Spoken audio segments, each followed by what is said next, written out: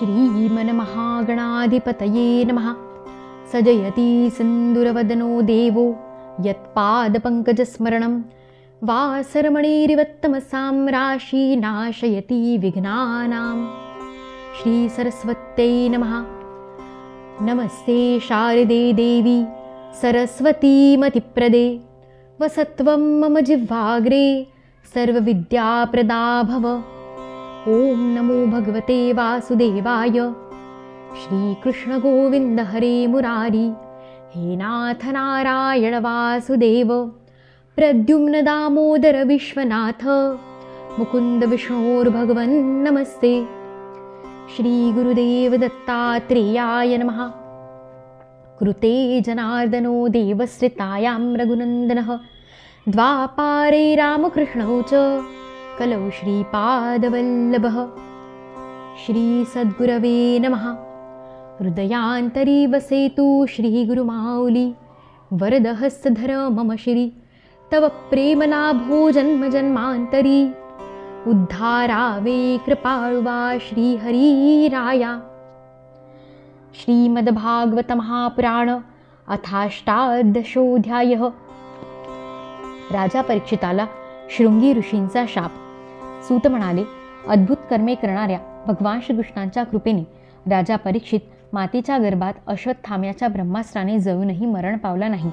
ब्राह्मणांच्या शापाने त्याला दंश करण्यासाठी तक्षका आला त्यावेळी प्राण जाण्याच्या मोठ्या भयानेही तो भयभीत झाला नाही, कारण त्याने आपले चित्त भगवान श्रीकृष्णांच्या चरणी समर्पित केले होते. त्याने सर्वाची आसक्ती सोडली.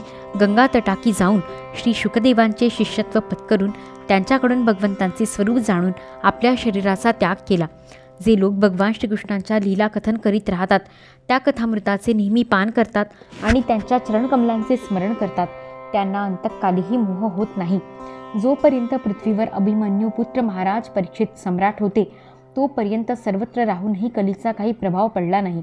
ज्या दिवशी ज्या क्षणी भगवान श्रीकृष्णाने पृथ्वीचा त्याग केला त्याच वेळी अधर्माचे मूळ कारण असलेले कलियुग आले होते. भ्रमरासारखे सार ग्रहण करणाऱ्या सम्राट परीक्षिताने कलीचा द्वेष केला नाही, कारण कलियुगाचा एक गुण आहे की कलियुगात केवळ संकल्पाने पुण्यकर्माचे फळ मिळते, परंतु पापकर्माचे फळ संकल्पाने नव्हे तर प्रत्यक्ष शरीराने केल्यावरच मिळते. लांडग्याप्रमाणे मोहग्रस्त लोकांवर पराक्रम गाजवणाऱ्या आणि निश्चयी पुरुषांना भिडणाऱ्या कलीला काय किंमत आहे. धर्महीन मनुष्यांना मात्र आपल्याकडे आकर्षून घेण्यासाठी हा नेहमी तत्पर असतो. ऋषींनो, आपण विचारलेले भगवंतांच्या कथांनी युक्त असे राजा परीक्षिताचे पवित्र चरित्र मी आपणास सांगितले. वर्णन करण्यासारखी मोठमोठी कृत्ये करणाऱ्या भगवान श्रीकृष्णांचे गुण आणि लीला यांचा संबंध असणाऱ्या जितक्या कथा आहेत त्या सर्वांचे कल्याण इच्छिणाऱ्या पुरुषांनी सेवन केले पाहिजे. ऋषी म्हणाले, सूत महोदय, आपणास दीर्घायुष्य लाभो, कारण जन्ममृत्यूच्या प्रवाहात पडलेल्या आम्हा लोकांना आपण भगवान श्रीकृष्णांच्या अमृतमय उज्ज्वल कीर्तीचे श्रवण घडविता. अनेक यज्ञांच्या धुरामुळे आमचे शरीर धूसर झाले आहे. असे असूनही या कर्माचा काही भरोसा नाही. अशा वेळी आपण भगवान श्रीकृष्णांच्या चरणकमलांचे मधुर मधुर अमृत आम्हाला पाजत असता. भगवत प्रेमी भक्तांच्या क्षणभर झालेल्या सत्संगाची स्वर्ग किंवा मोक्षाशी सुद्धा तुलना केली जाऊ शकत नाही. मग तुच्छ सांसारिक उपभोगांचे काय कथा. महापुरुषांचे एकमेव जीवन सर्वस्व असलेल्या श्रीकृष्णांच्या कथांनी कोणता रसिक तृप्त होईल. सर्व प्राकृत गुणांच्या पलीकडे असलेल्या त्या भगवंतांच्या गुणसमुच्चयाचा ब्रह्मा शंकर इत्यादी योगेश्वरांनाही अंत लागत नाही. हे विद्वन, आपण भगवंतांनाच अढळ स्थान मानित आहात, म्हणून आपण सत्पुरुषांचा एकमात्र आश्रय असलेल्या भगवंतांचा उदार आणि विशुद्ध चरित्राचे आमच्यासारख्या श्रद्धाळू श्रोत्यांसाठी विस्तारपूर्वक वर्णन करावे. भगवंतांवर परमप्रेम असणाऱ्या बुद्धिमान परीक्षिताने श्री शुकदेवांनी केलेल्या ज्या ज्ञानाच्या उपदेशाने मोक्षस्वरूप भगवंतांच्या चरणकमलांची प्राप्ती करून घेतली, आपण ते ज्ञान आणि परीक्षिताचे परमपवित्र उपाख्यान यांचे वर्णन करा, ज्यामध्ये कोणतीच गोष्ट गुप्त राहिलेली नसेल आणि भगवत प्रेमाच्या अद्भुत योगनिष्ठेचे निरूपण केलेले असेल. शिवाय ज्यात भगवान श्रीकृष्णांच्या लीलांचेच वर्णन केलेले असेल असे प्रसंग भगवंतांच्या प्रिय भक्तांना ऐकण्यात फारच आनंद वाटतो. सूत म्हणाले, अहो, विलोम जातीमध्ये उच्च वर्णातील माता आणि कनिष्ठ कुळातील पिता यांपासून जन्म होऊनही महात्म्या पुरुषांची सेवा केल्यामुळे आज आमचा जन्म सफल झाला. कारण केवळ महापुरुषांशी संवाद केल्यानेही कनिष्ठ कुळात जन्म घेतल्याची मनोव्यथा तात्काळ नाहीशी होते. भगवंत हेच ज्यांचा एकमात्र आश्रय आहे अशा सत्पुरुषांबद्दल तर काय बोलावे. भगवंतांची शक्ती अनंत आहे. ते स्वतः अनंत आहेत आणि त्यांच्या अंगी वसणाऱ्या अनंत गुणांमुळेच त्यांना अनंत असे म्हटले जाते. भगवंतांच्या गुणांशी बरोबरीही जर कोणी करू शकत नाही तर त्यांच्यापेक्षा अधिक गुणवान अन्य कोण असू शकेल. त्यांच्या गुणांची विशेषता समजण्यासाठी एवढे सांगणेच पुरेसे आहे की जिच्या प्राप्तीसाठी प्रार्थना करणाऱ्या ब्रह्मादी देवांना सोडून भगवंतांनी इच्छा न करताही लक्ष्मी भगवंतांच्या चरणकमलरजाचे सेवन करीत आहे. ब्रह्मदेवांनी भगवंतांचे चरण धुण्यासाठी जे पाणी समर्पित केले होते तेच त्यांच्या पायाच्या नखातून निघून गंगेच्या रूपाने वाहू लागले. हे महादेवासहित सर्व जगाला पवित्र करीत आहे. अशा स्थितीत या त्रिभुवनात श्रीकृष्णांच्या व्यतिरिक्त भगवान शब्दाला दुसरा कोण प्राप्त होऊ शकतो. ज्यांच्या प्रेमाची प्राप्ती करून घेऊन धैर्यवान पुरुष निसंकोचपणे शरीर घर इत्यादींची आसक्ती सोडून देतो आणि अंती ज्या अवस्थेत कोणालाही कष्ट न देणे आणि सर्व दृष्टीने शांतीचा अनुभव घेणे हाच धर्म असणाऱ्या परमहंस आश्रमाचा संन्यासाचा स्वीकार करतो. सूर्यासमान तेजस्वी असणाऱ्यांना महात्म्यांनो, आपण मला जे काही विचारले ते मी आपणास माझ्या कुवतीनुसार सांगत आहे. जसे पक्षी आपापल्या शक्तीनुसार आकाशात उडतात तसेच विद्वान लोकसुद्धा आपापल्या बुद्धीनुसार श्रीकृष्णांच्या लीलांचे वर्णन करतात. एके दिवशी राजा परीक्षित धनुष्य घेऊन शिकारीसाठी वनात गेला होता. पशूंच्या मागे धावता धावता तो थकून गेला आणि त्याला अतिशय तहान आणि भूक लागली. जवळपास कोठे जलाशय दिसला नाही. तेव्हा तो जवळच्याच एका ऋषीच्या आश्रमात गेला. तेथे त्याने पाहिले की एक ऋषी डोळे बंद करून एका आसनावर शांत चित्ताने बसले आहेत. इंद्रिये, प्राण, मन आणि बुद्धी यांचा निरोप केल्याने ते बाह्य जगापासून निवृत्त झाले होते. जागृती, स्वप्न, सुषुप्ती या तिन्ही अवस्थांच्या पलीकडील अशा निर्विकार ब्रह्मरूप तुरीय अवस्थेत स्थिर झाले होते. विस्कटलेल्या जटांनी आणि कृष्णमृगजिनाने त्यांचे शरीर जवळजवळ झाकले गेले होते.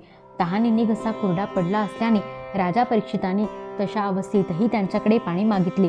जिथे राजाला बसण्यासाठी दर्भासन मिळाले नाही, भूमीवर बसा असेही कोणी म्हणाले नाही, तेथे अर्घ्य आणि आदरयुक्त मधुरवाणी कोठून मिळणार. तेव्हा आपला अपमान झाला असे वाटून राजाला राग आला. शौनका राजाने भूक आणि तहानेने व्याकुळ झाला होता म्हणून लगेच त्याच्या मनात त्या ब्राह्मणाविषयी ईर्ष्या आणि क्रोध उत्पन्न झाला. असा प्रसंग त्याच्या जीवनात पहिल्यांदाच आला होता. तेथून परत जातेवेळी क्रोधविवश होऊन त्याने धनुष्याच्या टोकाने एक मेलेला साप उचलून ऋषींच्या गळ्यात अडकून तो राजधानीकडे निघून गेला. परीक्षिताच्या मनात असे आले की यांनी डोळे मिटले आहेत, त्या अर्थी खरोखरच इंद्रिय आवरून घेतली आहेत का राजाशी आपल्याला काय कर्तव्य आहे असे मानून खोटे खोटे समाधीचे सोंग घेतले आहे. त्या शमीक मुनींचा पुत्र मोठा तेजस्वी होता. तो इतर ऋषिकुमारांसह बाजूलाच खेळत होता. त्याने जेव्हा असे ऐकले की राजाने आपल्या पित्याशी असभ्य वर्तन केले आहे तेव्हा तो म्हणाला, उष्टी अन्न खाणाऱ्या काव्याप्रमाणे पुष्ट झालेल्या लोकपालांचा केवढा हा अन्याय. दरवाजावर पहारा देणाऱ्या कुत्र्याप्रमाणे ब्राह्मणांचे दास असूनही आपल्या धन्याचाच हे तिरस्कार करतात. ब्राह्मणांनी क्षत्रियांना आपले द्वारपाल बनवले पाहिजे, ज्यांनी दरवाजावर उभे राहून संरक्षण केले पाहिजे. घरात घुसून भांड्यातील अन्न खाण्याचा त्यांना अधिकार नाही. अधर्माने वागणाऱ्यांना शासन करणारे भगवान श्रीकृष्ण परमधामाला गेल्यामुळे मर्यादेचे उल्लंघन करणाऱ्यांना आज मी शासन करतो. माझे तपोबल पहाच. आपल्या सवंगड्यांना अशा प्रकारे सांगून क्रोधाने लाल भडक झालेल्या त्या ऋषिकुमारांनी कौशिकी नदीच्या पाण्याचे आचमन करून आपल्या वाणीरूपी वज्राचा प्रयोग केला. कुलाला कलंक झालेल्या या परीक्षिताने माझ्या पित्याचा अपमान करून आपल्या मर्यादेचे उल्लंघन केले आहे. सबब माझ्या शापाने याला आजपासून 7व्या दिवशी तक्षक सर्प दंश करील. यानंतर तो बालक आपल्या आश्रमात आला आणि आपल्या पित्याच्या गळ्यातील साप पाहून त्याला अतिशय दुःख झाले आणि तो धाय मोकलून रडू लागला. विप्रवर शौनका शमीक मुनींनी आपल्या पुत्राचे रडणे ऐकून हळूहळू आपले डोळे उघडले आणि पाहिले तर आपल्या गळ्यात एक मेलेला साप आहे. सापाला फेकून देऊन त्यांनी आपल्या मुलाला विचारले, पुत्रा तू का रडतो आहेस? कोणी तुझा अपमान केला काय? असे विचारल्यानंतर मुलाने सर्व हकीकत सांगितली. राजाला दिलेल्या शापाची कहाणी ऐकून ब्रह्मर्षी शमिकांनी मुलाचे कौतुक केले नाही, कारण त्यांच्या दृष्टीने परीक्षिताला शाप देणे योग्य नव्हते. ते म्हणाले, अरे मूर्खा, तू मोठे पाप केलेस. त्यांच्या लहानशा चुकीसाठी तू त्यांना एवढे मोठे शासन केलेस. याचा मला खेद होत आहे. तुझी बुद्धी अजून अपरिपक्व आहे. भगवत स्वरूप राजाला तू सामान्य माणूस समजणे योग्य नव्हे, कारण राजाच्या असह्य तेजामुळेच प्रजा सुरक्षित आणि निर्भय होऊन आपले कल्याण करून घेते. त्यावेळी राजाचे रूप धारण करणारे भगवंत पृथ्वीवर दिसणार नाहीत. त्यावेळी चोरांची संख्या वाढेल आणि असुरक्षित बोकड्यांच्या कळपाप्रमाणे एका क्षणात लोकांचा नाश होईल. राजाच नाहीसा झाल्यावर धनाधिकांची चोरी करणारे चोर जे पाप करतील त्याच्याशी आपला काही संबंध नसून ते आपल्यालाच लागू होईल. कारण राजा नसेल तर चोर डाकूंची संख्या वाढते. ते आपापसात मारपीट, शिव्या, शाप देणे इत्यादी करतात. इतकेच नव्हे तर पशु, स्त्रिया आणि धनसंपत्ती यांची लूट करतात. त्यावेळी लोकांचा वैदिक वर्णाश्रमाचारयुक्त आर्यधर्म लुप्त होतो. संपत्तीचा लोभ आणि कामवासनेच्या आहारी जाऊन लोक कुत्री आणि माकडांप्रमाणे वर्णसंकर करतात. सम्राट परीक्षित तर मोठे यशस्वी आणि धर्मधुरंधर आहेत. त्यांनी पुष्कळसे अश्वमेध यज्ञ केले आहेत आणि ते भगवंतांचे प्रिय भक्त आहेत. ते श्राद्धशी तहान भुकेने व्याकुळ होऊन आपल्या आश्रमात आले होते. त्यांना आपण शाप देणे कधीही योग्य नाही. त्या अज्ञान बालकाने आपल्या निष्पाप सेवक असलेल्या राजाचा अपराध केला आहे. सर्वांतरात्मा भगवान याला क्षमा करोत. भगवंतांच्या भक्तामध्येही बदला घेण्याची शक्ती असते, परंतु ते दुसऱ्यांनी केलेला अपमान, फसवणूक, शिव्या, शाप देणे, अधिक्षेप करणे किंवा मारहाण करणे यांसारख्या गोष्टीचा कधी बदला घेत नाही. महामुनी शमिकांना पुत्राने केलेल्या अपराधाचा मोठा पश्चाताप झाला. राजा परीक्षिताने त्यांचा जो अपमान केला होता त्याच्याकडे त्यांनी लक्षच दिले नाही. महात्म्यांचा स्वभावच असा असतो की जगातील दुसरे लोक जेव्हा त्यांना सुखदुःखरूपी द्वंद्वात पाडतात तेव्हा ते सहसा आनंदित किंवा व्यथित होत नाहीत, कारण आत्म्याचे स्वरूप तर गुणांच्या पलीकडे आहे हे त्यांना माहीत असते. अध्याय 18 समाप्त. इति श्रीमद्भागवते महापुराणे पारमहंस्या संहिताया प्रथमस्कंदे विप्र शापोपलंभनम नामाष्टादशोऽध्यायः. यदक्षरपदभ्रष्टं मात्राहीनं तु यद्भवेत् तत्सर्वं क्षम्यतां देव नारायण नमोऽस्तुते.